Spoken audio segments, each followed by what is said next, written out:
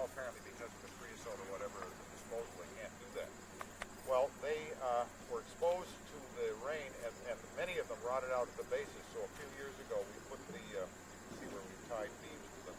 And then Bert Shaw, one of our members, gave a very generous location. And the same guy that straightened the front of the library out, a contractor, also did that. And I thought he did a beautiful job with a building that was leaning this way. The trolley wire, you can see, has just pulled the whole building this way. So he put braces in it. The first half of it is this end, and Pat Butler and I, between us, bought the framing lumber. I went over to New Hampshire and hauled it on the short trailer, and we worked on it during the week, the two of us, including one day when the high temperature was 25 below zero. We were using the Model A line truck, and we ran that dry in the wintertime. We'd run it for 2 or 3 minutes with no coolant in it at all to get it moved around. And the truss is rather interesting. It's heavy hemlock, and it has steel rings called Tico rings in it that make it very strong. And the design was such that if the poles weren't quite the right distance apart, we could pull them together with a chain if we needed to, or we could push them apart with the way the truss was designed.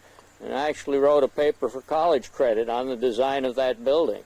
The Tico cutter is, or the dapping tool, dapping right tool the planer. is still here. Me the other day. Very, very labor intensive. Horrendous, and especially carving notches for these patterns. A Rundle station. B&M color originally. I think the only thing left with B&M color is the red on the roof on the other side, the cream with that maroonish red. How long has that been here? Years and years. That was 60s, oh yeah, because before the visitor center, before the loop, that was the center of operations. The dispatcher, old Foster Levitt, was in there for many, many years. And I can remember that as a kid. This was the old gift shop here. That's right. This was the gift shop run by Lester Stevenson, Clayton Sargent, Lester Stevenson's mother.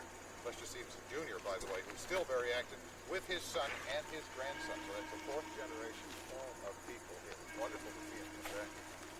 This is Library Square, which has a few more sides than that. And Eleanor Howe tends that and a lot of our gardens here.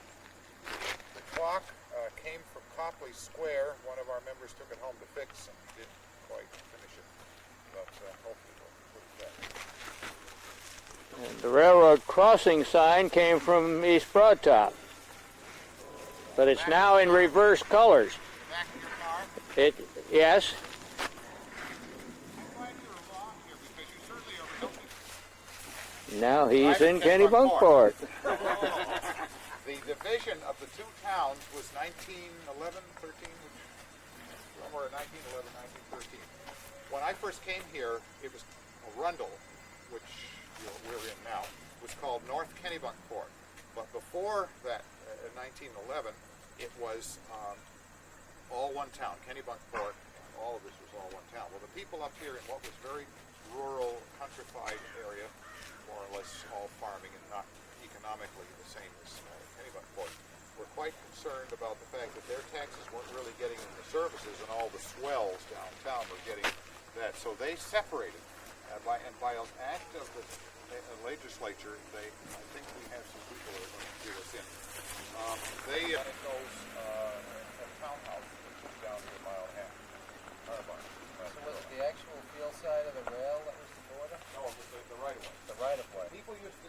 We went through the longest time. I wrote an article in the Dispatch saying, "Where is Arundel?" Because there were all kinds of rumors. It was the west of the right of way. Turned out the entire right of way. So it was their property line that was the border.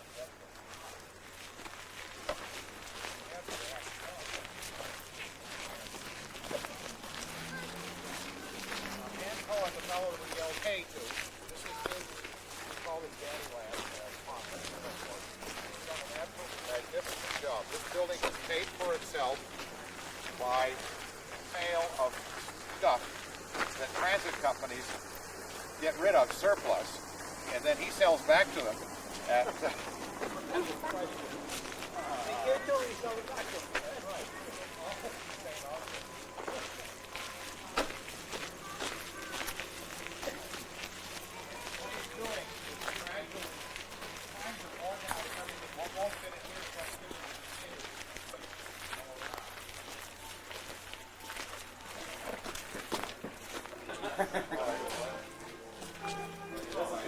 gonna have a long, thin table, I think. There's really not enough room to fit 100 people. Who's gonna eat the shifts? Like the old days. As you can see, he's got this wall. Some of this is here only temporarily. It's sold something like back here. Pressure.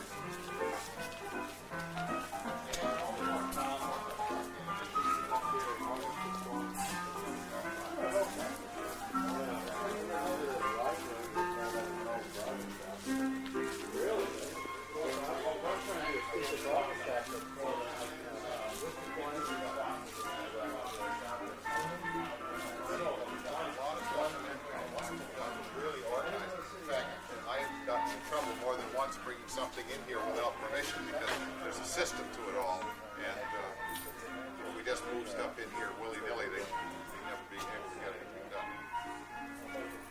He's got about, I think he'll have 10 containers that, in addition for the small stuff, we'll have the glass container, we'll have the air. I keep kidding him. I said we're going to have the air gauge container, we're going to have the push button container, the switch container, and so forth. Okay, the purpose of the warehouse is for larger parts like motors and compressors, and we're also getting shipping containers from various places, which I'm getting trained here in a few weeks to stack on top of some we already have. And the shipping containers are for smaller parts. So right now there are some smaller parts in here, but they're going to be moved into the shipping containers on shelving. So so this is a temporary holding for some stuff. But in the end, this is for larger components, and the containers for smaller components. And a few other things hopefully will be sold at usurious prices. True. You're gonna be around later? We need to dialogue about Yeah, tomorrow. tomorrow, yep. I like the music in there. Oh, thank you. That's Pat Swaller.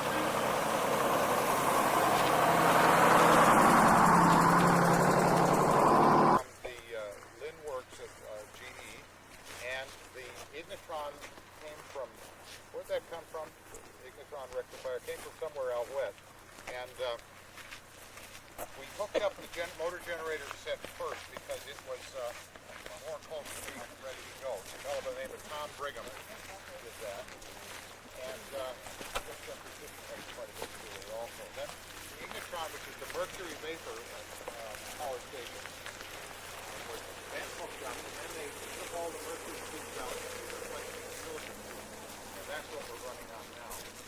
Motor generator set's kind of spectacular and fun, but it's also very expensive to run because you're turning all this machinery all the time. You've got a lot of wind losses and a lot of friction losses. So we only use that when there's a thunderstorm because we've had trouble with the diodes in our rectifiers blowing with spikes on the line from overload. Right here, for a long time, there was another track parallel with this, and it was a storage track. And right about where those rocks are was where the men's and ladies' facilities sat, Little River second generation. Right up, no trees, no nothing, no modesty. I mean, there was no question of what was going on there. And I think we've become a little bit better about things in that time. But I think in the visitor center, I think there's a picture that says of that one, somebody coming out of one saying we've come a long way. No job is done until the paperwork is finished.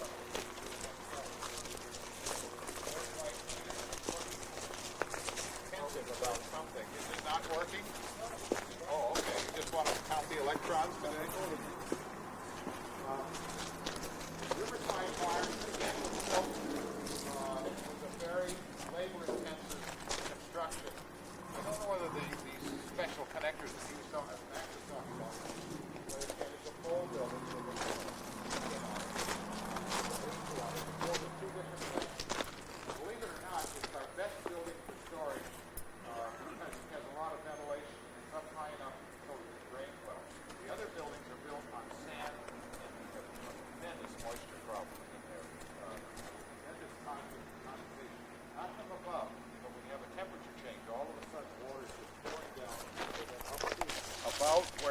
C is, and the trolleys were lined up in the order that they came. So I walked, when I came, 1267, the Minneapolis car was there, then the Liberty Bell, and then the Connecticut Open cars, and then the Mass cars. We hadn't gone outside of New England. The Liberty Bell was the farthest away from some of them, and then the Minneapolis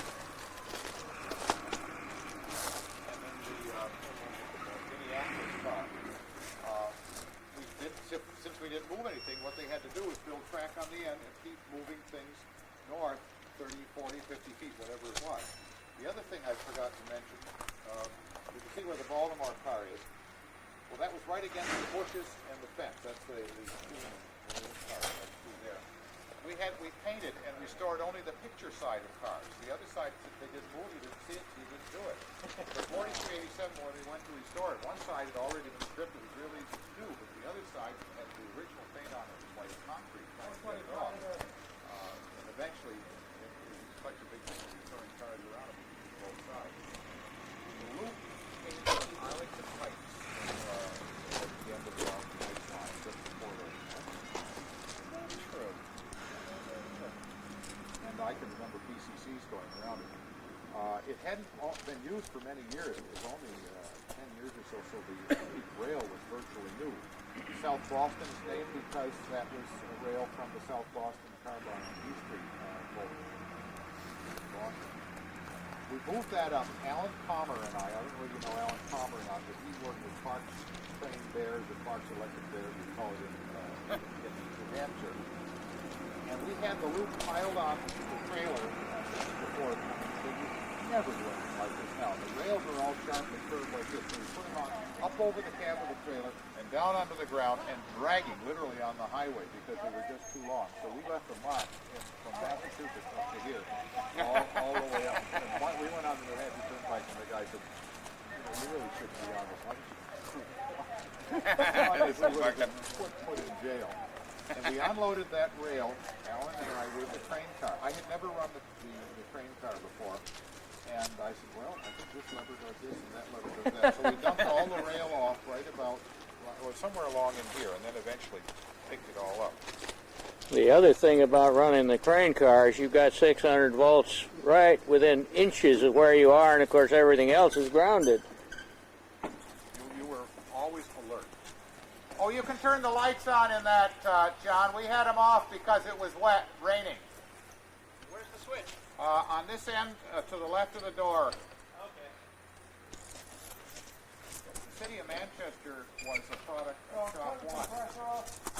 And one of our, Pat Butler's wife, Kate, said, that's really a nice car. I think you ought to restore it. She gave $3,000, which paid for our labor. I think it might have been 45 or 50 cents an hour at the time. When that came to us, it had been a parlor, it had been a place outside of New Hampshire. And then it was set outside here.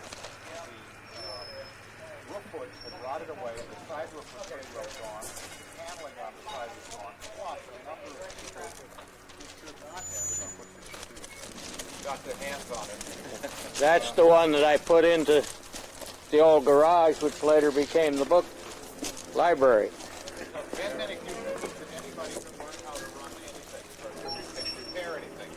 So he let some people get their hands on that car that never should have, and we ended up with no documentation, nothing, really, put it back together. Basically, what you see that's original would be the framework behind the panels on the side, half the windows, the roof structure, but most of the rest of it's new. All of the grill work we had. The controllers came from Type 3 snowplows in Boston.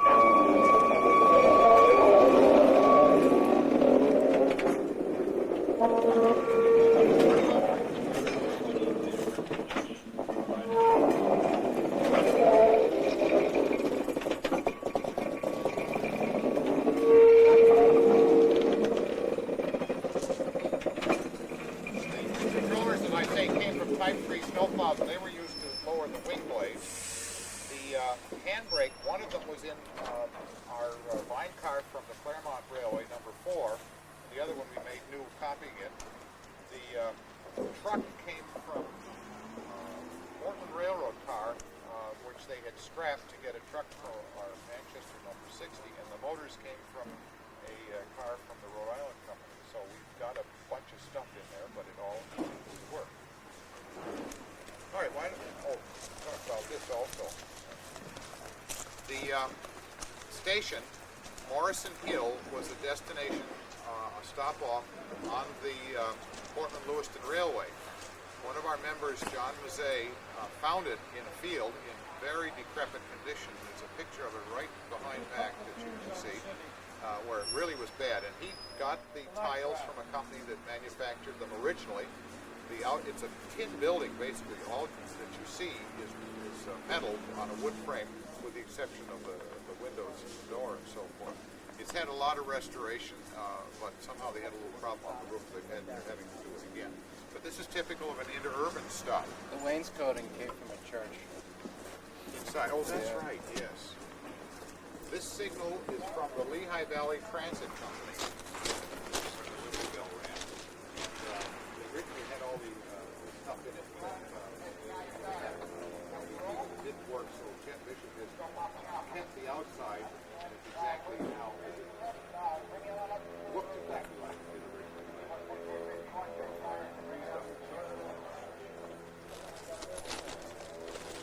That's why you came along.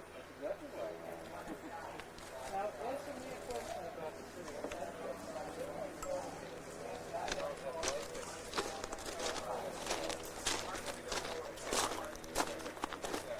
Victorian influence has come out. It hadn't started, I should say, so they weren't available, and we just happened to talk to them. This used to be, actually, there used to be a road up through here. That was the way to get to the shop before we then built what we call McCabe Boulevard around the back. This is a car which I was working right on until 5:30 yesterday afternoon. This is Connecticut Company 303, and in 1974 we put the paint job on it that was on it up until this year when we took it all off. Ron Newton, the project sponsor, is demonstrating that the car still runs, and his son David is there, making sure that it runs on the track. That's a up till 1911 or so paint scheme, and then they went to a much simpler one. It's going to say Connecticut in large letters in the middle. It's going to have gold leaf letters with 3 different layers of different colors on the numbers, say, for 303. The letters will be aluminum leaf. It's just getting too late in the year to do that kind of stuff, so we're going to stop. But we need quite a bit more money. Ron has put in a lot. He's gotten a lot of help in matching stuff and so forth. But it's kind of a shit-looking paint scheme. You can see why they went to simpler and simpler paint schemes as time went on, because it was just horrendous time. Okay, you're clear. There. The striping is done with tape, by the way. I could not do it any other way. We did have a seminar last week, and we saw examples of how it should have been done, but that's not. Tibbetts had some number of holes drilled in here. We thought we were going to blast this, but we never, with Boom Boom Louie, was going to blast this rock so we have a better shot. Didn't some of the brain surgeons try to fill in with water so the trees would extract the rock? I think so. I don't know.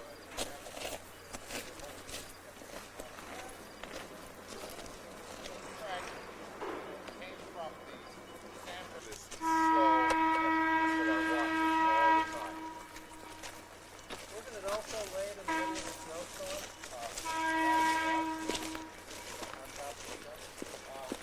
Let's see, I can't remember. I know that when we put in any of these holes here, they were dug with great big long things called spoons in the middle of the winter. And sometimes you'd have to build a fire on it so that we could actually have it warm enough to cut down through.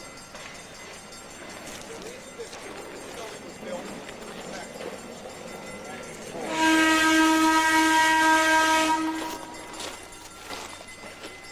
The front part was to match the Quonset hut. We talked about the Quonset from Linfield, which was the bowling alley, and we were given that building.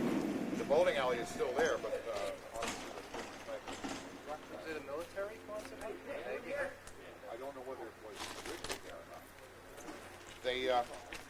this was a sort of a lake in the main part of the shop. They filled the lake in, but never really very solidly enough. Built track in there, and then put a cement block wall down about 4 feet and up about 4 feet. Then set the building on top of that. The reason they had to do it this high was because you couldn't get cars in on the edge. As soon as they put the cars in, the weight of it, the soup, pushed the walls of the building up. So then they had to have cables going through from one side to the other.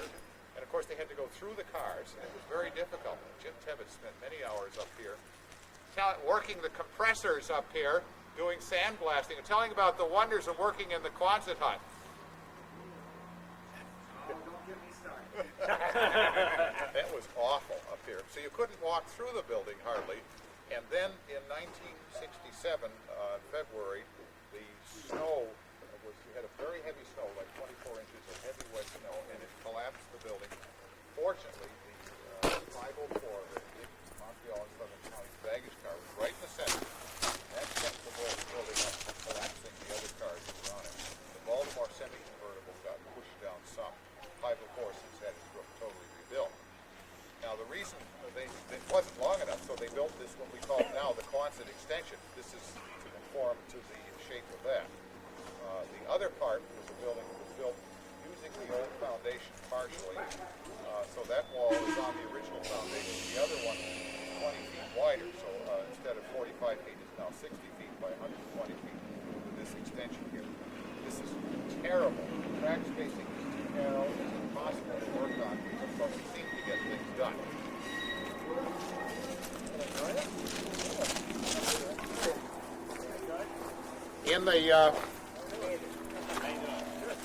In the wintertime, snow slide right.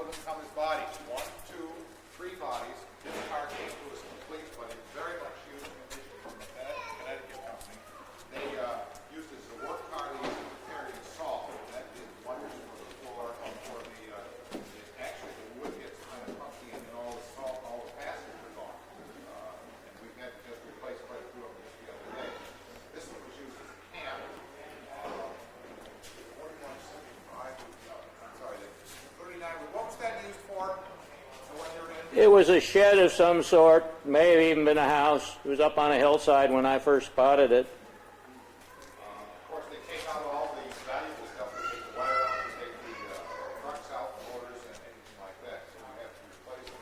This one is a big new drive, and Steve Santorelli, who's the son of our president, has been the project sponsor on that. We've done a lot of work on that. There is a arc light. They didn't use it for too long. We put that on there because I think they're very interesting.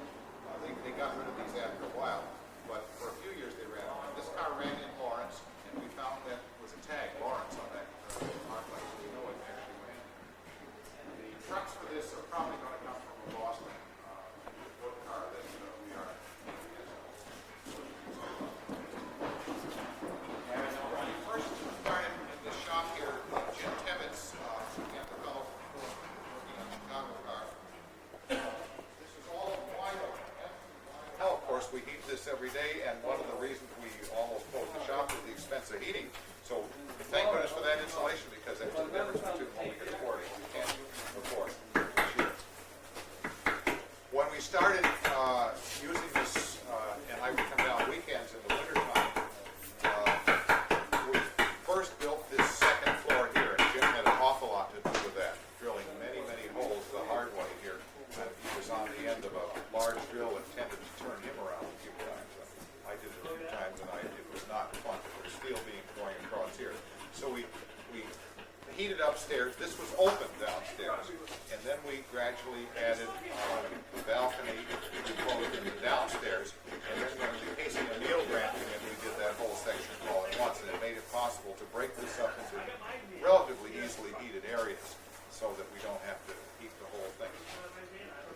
The kind of work that we can do in the bus box, looks like you're making a game board there or something. Yeah, something like that. Just leave money.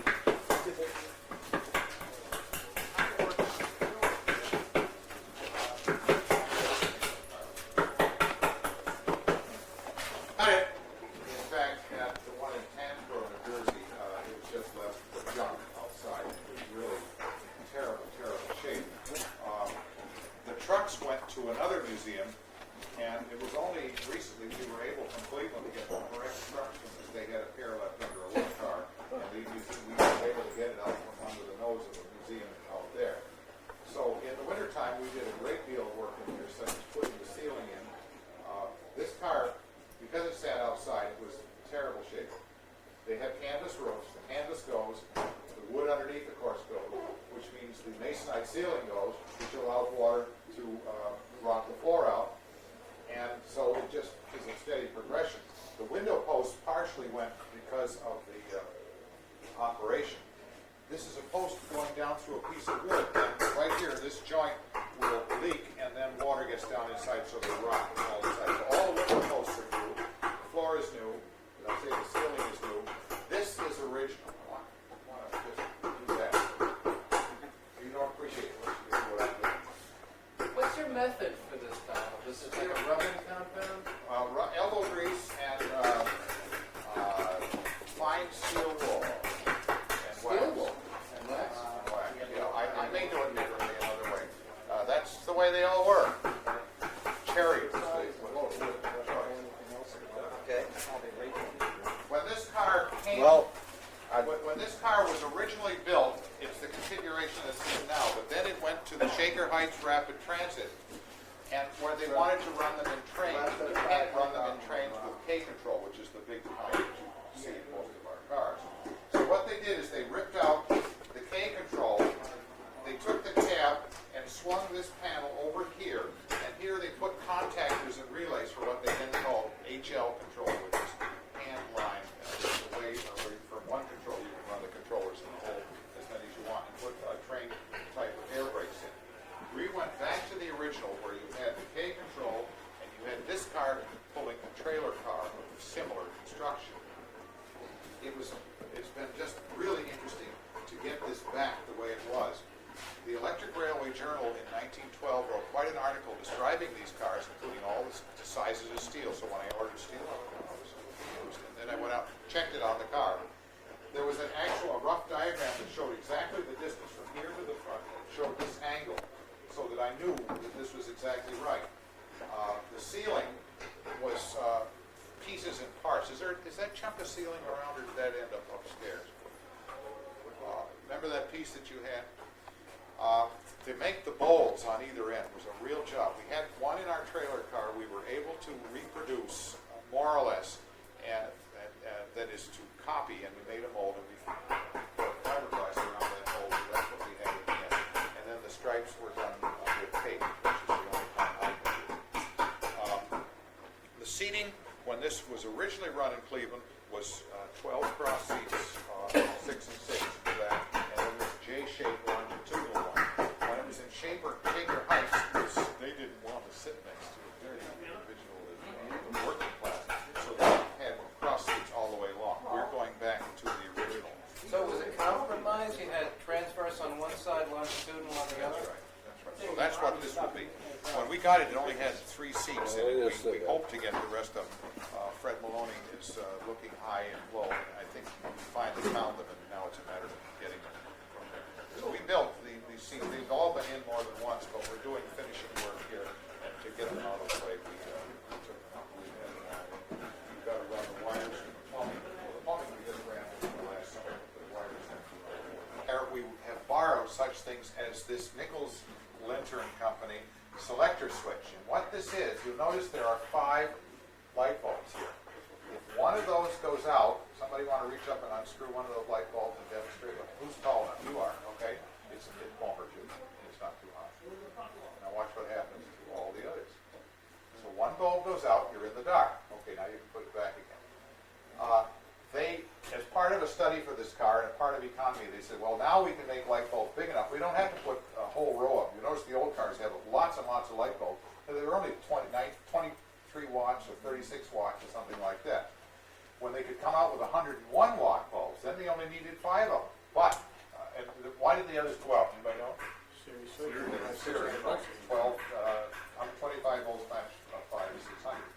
So, what they did is they had a switch here with that extra bulb. So you turn that, and then, why don't you unscrew that bulb again? We'll see what happens here. See if this works. Okay, now nothing works. Oh, there we go. Okay, now we've got 5 bulbs going here. So we had to hit the right combination. There's 5 here to do that. Okay, now you can put it back in. So the conductor would do that, and then they get to the end of the line, then they put the right bulb in. Now, these are not running on 600 volts right now. They're running 532 volt bulbs. That's how we're able to get light. So this was copied from the one at the warehouse point, as well as a lot of other things, and we will return them eventually. So that's an entirely new casting? Entirely new. The original switch is down here on the floor, and we'll return that. We made one for the trailer and one for this, and we just realized the Rochester car has one too. It was because Rochester and Cleveland were very closely tied in together. The doors slid into a pocket here. They've been in. The conductor sat here on a little seat, and this was his valves to run the door engine, which is in that hole under the ground here. And we had quite a job getting this straightened up, because this car got dropped off a flat car on the way here. Do not knock.